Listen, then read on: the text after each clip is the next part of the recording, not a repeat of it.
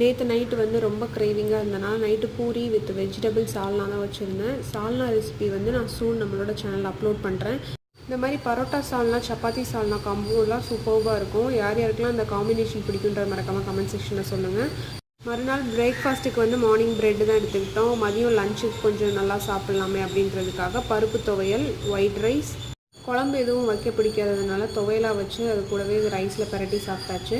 காம்பினேஷனும் சூப்பராக இருந்தது. கூடவே வந்து பூண்டு வடகம் அண்டு பீக்கங்காய் கூட்டு தான் வச்சுருந்தேன். அன்றைக்கி வந்து ஹெவி ரெயின்ஸ் அப்படின்றதுனால சுட சுட என்ன சாப்பிட்டாலுமே நல்லா இருந்தது. ஸோ அதனால் வந்து செஞ்ச உடனே சாப்பிட்டாச்சு. வத்தல்லாம் வீட்டிலேயே போட்டு காய வைக்கலான்னு பார்த்தா இந்த ரெயின்ஸ் வந்து கெடுத்து விட்டுருது. ஸோ அதனால் வந்து வத்தல்லாம் வெளியே வாங்கிக்கிறது தான் அந்த பப்பட் ஐட்டம்.